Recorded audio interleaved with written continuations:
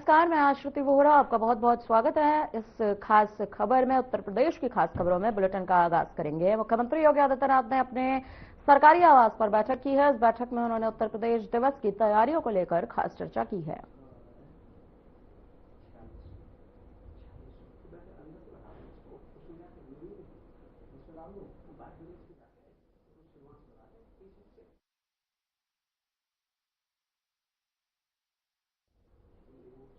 Uttar Pradesh police की 3 प्रमुख इकाइयों को वर्ष 2025 का प्रतिष्ठित स्कॉच अवार्ड मिला है। यह अवार्ड पुलिस महानिदेशक राजीव कृष्ण को सौंपा गया। डीजीपी ने इसे यूपी पुलिस की तकनीकी आधारित, पारदर्शी और जन केंद्रित कार्य प्रणाली का सम्मान बताया। आपको बता दें, यूपी पुलिस को 3 स्कॉच अवार्ड मिले हैं। डीजीपी राजीव कृष्ण को सौंपा गया सम्मान, तकनीक आधारित कार्य प्रणाली की मिली है पहचान। अहम खबर हम आपको बता रहे हैं, यूपी पुलिस को 3 स्कॉच अवार्ड दिए गए हैं।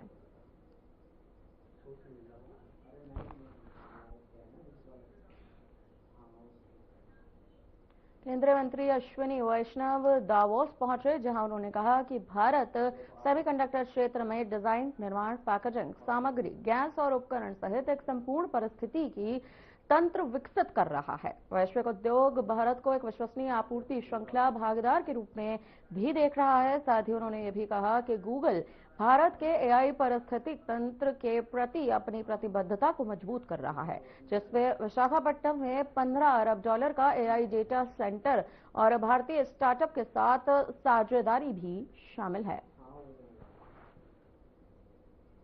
दावोस पहुंचे हैं केंद्रीय मंत्री अश्विनी वैष्णव। आपको बता दें, भारत एआई के क्षेत्र में दुनिया में अग्रणी, ये कहना है अश्विनी वैष्णव का।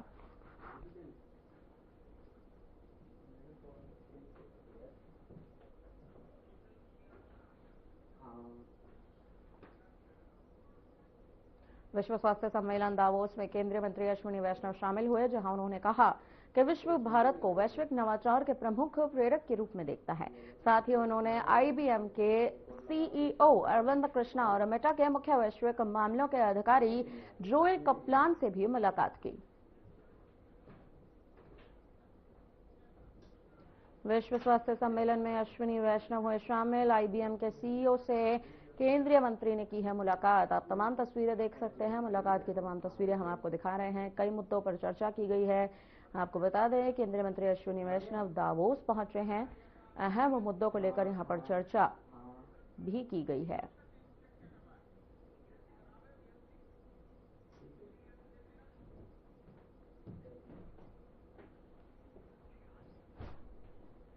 छियासवें अखिल भारतीय पीठासीन अधिकारी सम्मेलन के समापन समारोह में मुख्यमंत्री योगी आदित्यनाथ शामिल हुए हैं, जहां उन्होंने समारोह को संबोधित किया है।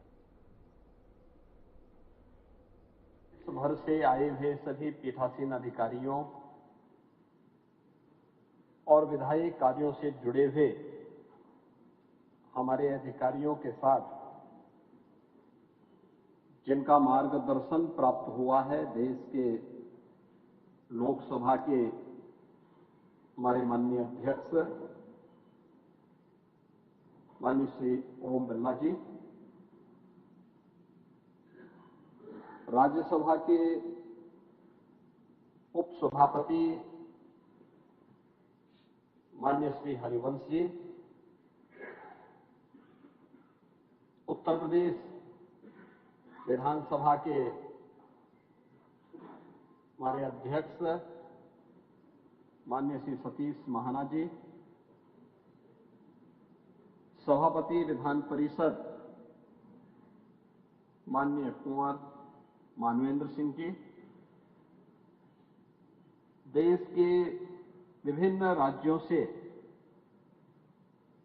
यहां पर उपस्थित सभी माननीय विधानसभा के अध्यक्षगण, विधान परिषद के हमारे सभी माननीय सभापतिगण,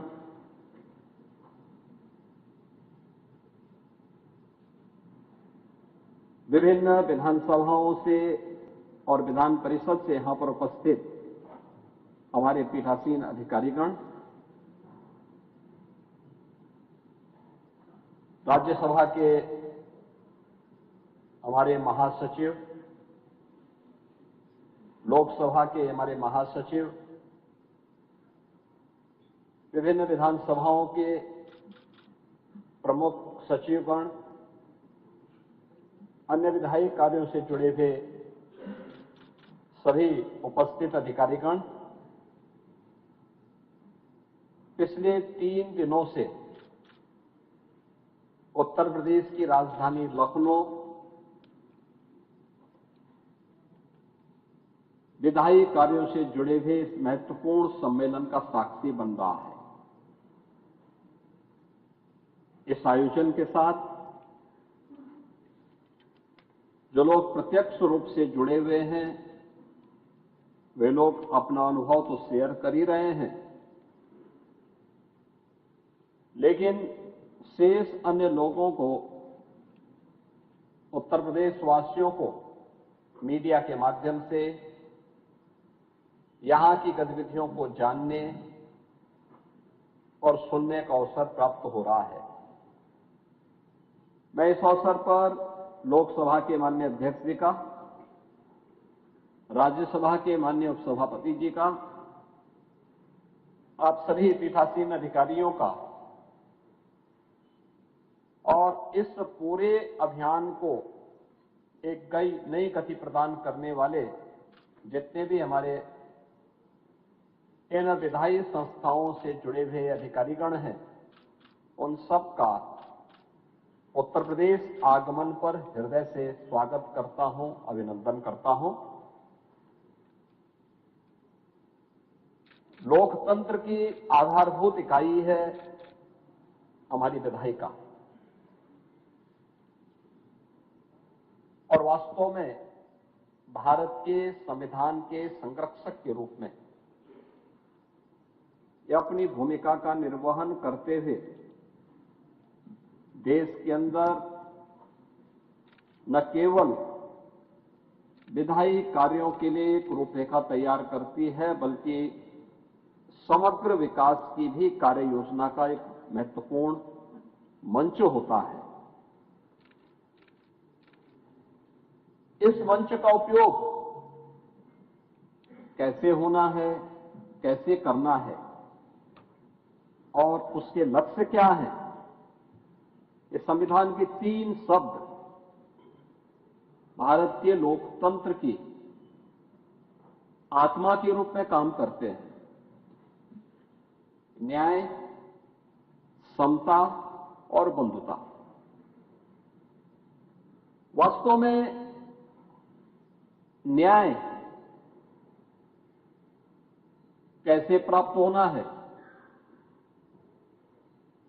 यह इसी विधायिका के मंच पर उसके लिए कानून तैयार होता है।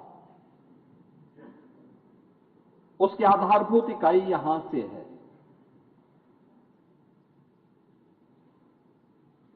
सरकार की योजनाएं समता मूलक समाज की स्थापना में योगदान दे सकें, उसकी कार्य योजना का स्थल भी यही हमारी विधायिका का मंच बनता है। और बद्धता का उदाहरण तो प्रस्तुत स्वयं ये विधायिका करती है, जहां पे सहमति और असहमति के बीच समन्वय करते एक बेहतरीन संवाद के माध्यम से हम उस अभियान को आगे बढ़ाते हैं, और यह हम लोगों को देखने को मिलता है। यह हमारा सौभाग्य है कि हमारे देश में लोकतंत्र के सर्वोच्च संस्था अत्यंत मजबूत है, दुनिया के लिए एक नई प्रेरणा है।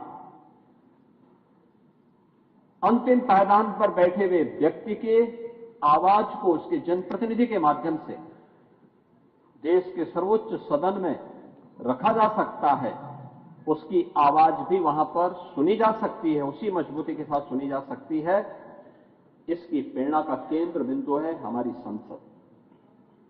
हर तबके का व्यक्ति वो अपनी बात को रखता है, उसकी आवाज सुनी जाती है, उसके माध्यम से देश के अंदर योजनाएं बनती हैं।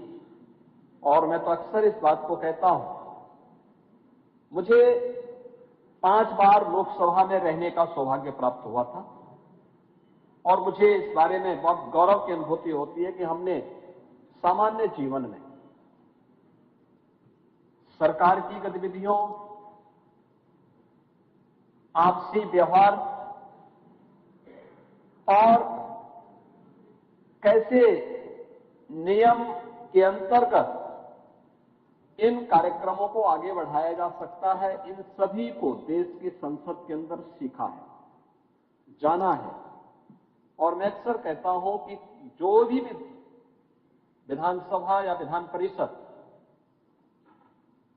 केवल संसद के नियमों को, परिनियमों को एक बार अवलोकन कर लें, उसका प्रशिक्षण ले लें, उसको अपनी विधानसभा को संचालित करने में बहुत कठिनाई नहीं होगी और बहुत आसान भी होगी।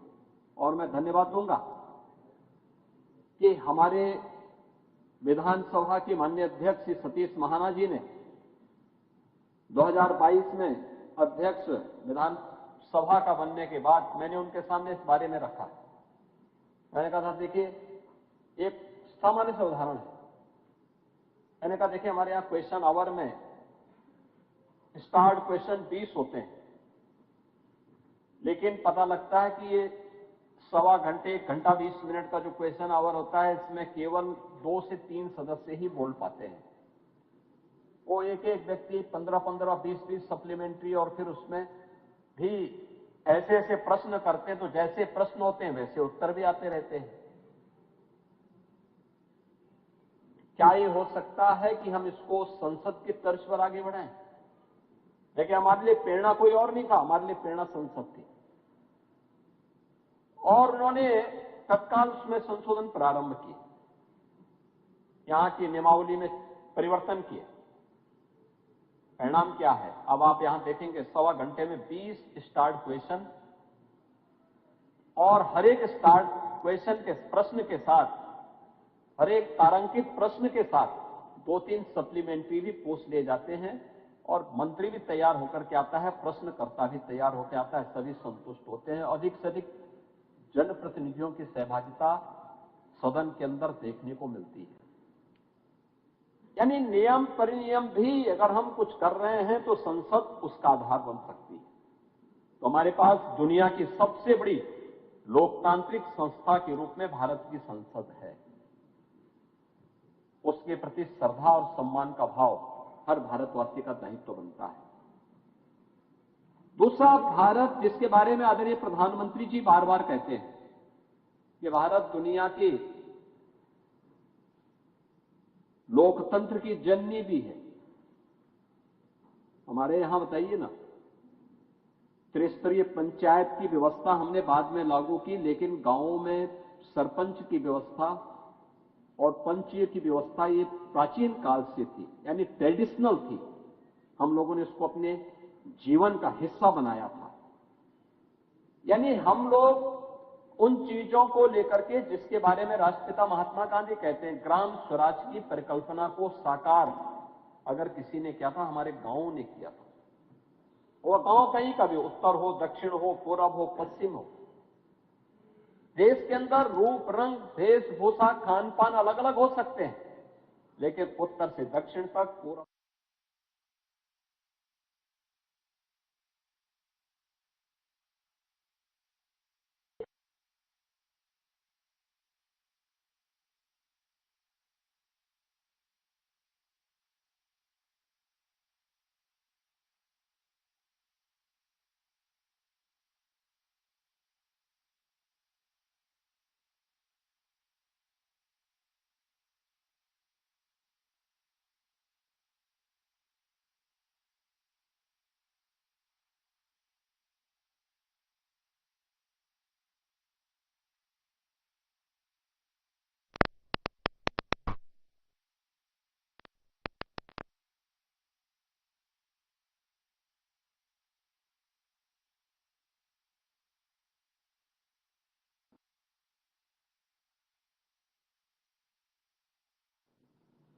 विजन 2047 विकसित भारत, और विकसित भारत की उस परिकल्पना को आज यहां पर भी पारित करते हुए एक संकल्प के साथ हम आगे बढ़े हैं और मुझे बताते हुए प्रसन्नता है कि विकसित भारत, विकसित उत्तर प्रदेश, आत्मनिर्भर भारत, आत्मनिर्भर उत्तर प्रदेश की एक लंबी डिबेट जिसकी चर्चा यहां पर हमारे माननीय अध्यक्ष लोकसभा ने, माननीय उपसभापति राज्यसभा ने, माननीय अध्यक्ष उत्तर प्रदेश विधानसभा ने भी यहां पर किया। ये लगातार चर्चा हुई और मुझे बताते हुए कोई संकोच नहीं, क्या सत्ता पक्ष का हो, क्या विपक्ष का हो। 300 से अधिक माननीय सदस्यों ने 24 घंटे चलने वाली बहस का हिस्सा वे बने थे। मैं रात्रि को यानी चर्चा का शुभारंभ करने के बाद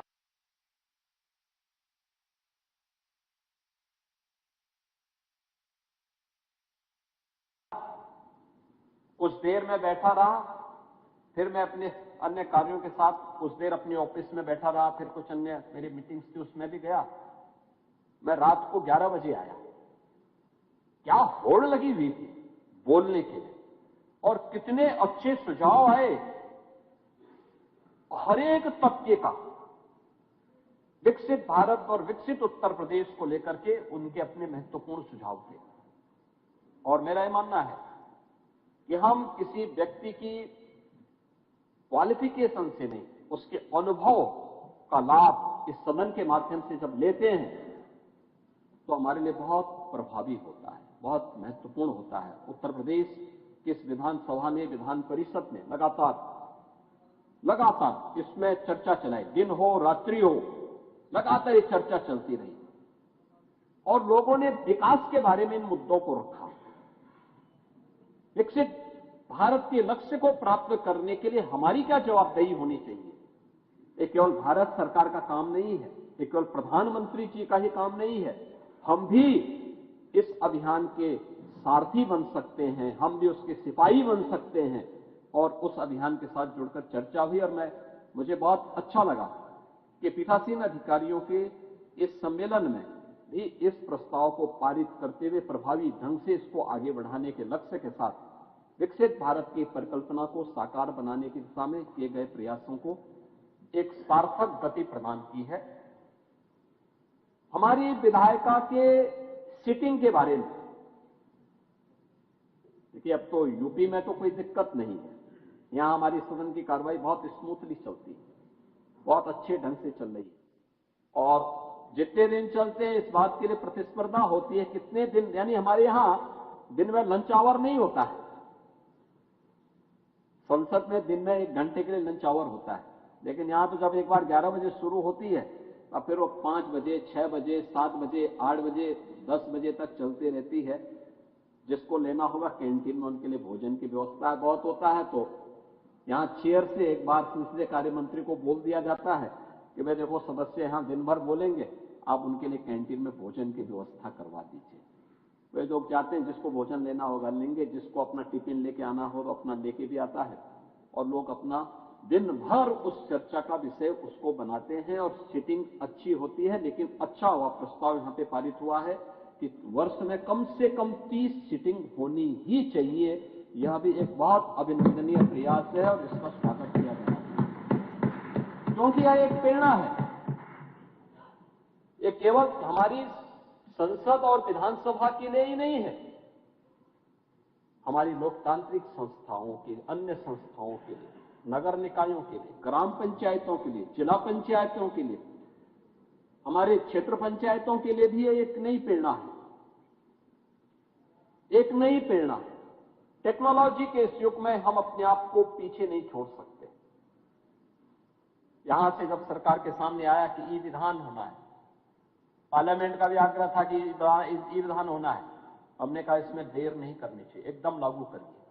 और मैं धन्यवाद दूंगा माननीय अध्यक्ष जी को कि वो स्वयं आए थे इसके उद्घाटन में और यहां पर ई विधान के रूप में उत्तर प्रदेश विधानसभा ने भी और उत्तर प्रदेश विधान परिषद ने भी आज इसको क्या पेपरलेस विधानसभा के रूप में ही नहीं, अब यूपी में पेपरलेस कैबिनेट भी है, पेपरलेस बजट भी है, पेपरलेस सब कुछ भी है और सदस्य खुश, बहुत अच्छे ढंग से वो लोग इसको उन्होंने अप्रिशिएट किया। शुरू में थोड़ा उनको दिक्कत थी, लेकिन अब लोग आते हैं, आसानी से पूरी प्रक्रिया के साथ जुड़ते हैं।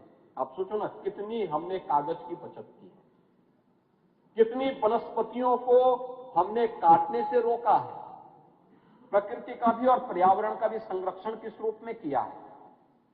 ऐसे ही टेक्नोलॉजी से हमारा जनप्रतिनिधि भी अपडेट हो, इस मुद्दे पर भी यहां पे चर्चा हुई और उसके लिए भी उनके उचित प्रशिक्षण की व्यवस्था।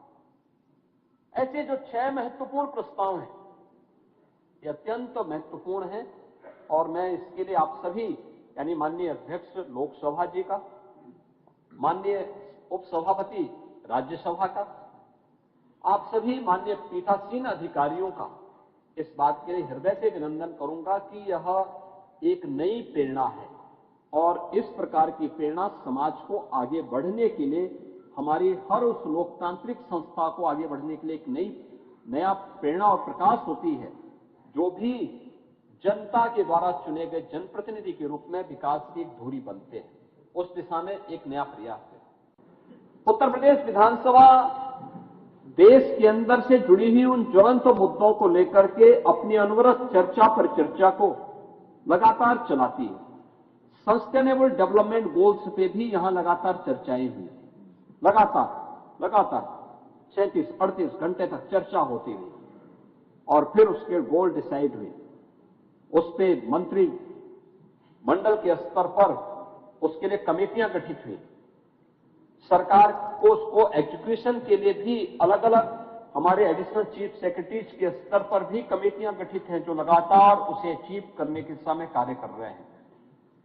26 नवंबर संविधान दिवस पर भी हम मौलिक अधिकारों पर ही नहीं बल्कि अपने मूल कर्तव्यों पर भी चर्चा करें। यहां पे अनवरत चर्चा हमने विधानसभा के अंदर, विधान परिषद के अंदर इस चर्चा को भी एक अनवरत चर्चा का विषय बनाया था।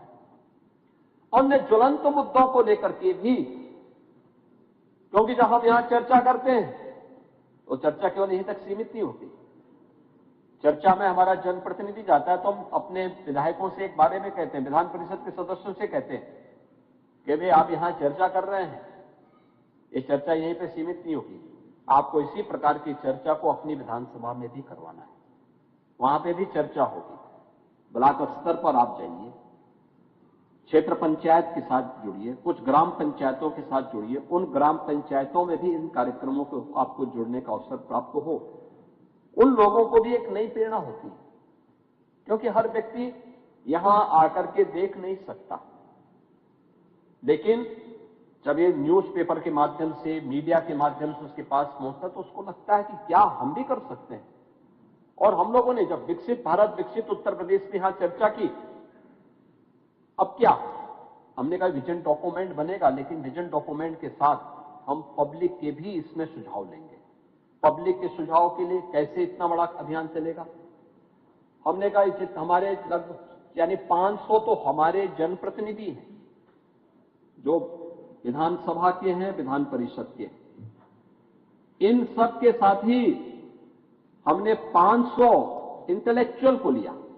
यूपी के जितने रिटायर्ड चीफ सेक्रेटरीज थे, एडिशनल चीफ सेक्रेटरीज थे, प्रिंसिपल सेक्रेटरीज थे, रिटायर्ड कुलपतिगण थे, शिक्षाविद थे, वैज्ञानिक थे, अन्य समाज के अलग अलग तबके से जुड़े हुए 500 ऐसे लोगों की हम लोगों ने कार्यशाला भी की। और कार्यशाला करने के बाद उनको हमने सेक्टर दिए, पूरे दिन भर की कार्यशाला हुई, उनको हमने लिटरेचर उपलब्ध करवाए और हमने कहा कि भाई आपको 75 जनपद हैं, 75 जनपदों के लिए 75 ग्रुप बनाए और सबसे कहा गया कि हर एक को 3-3 संस्थाओं में जाकर के इस मुद्दे पे यूथ को जोड़ना है, किसानों के साथ जुड़ना है,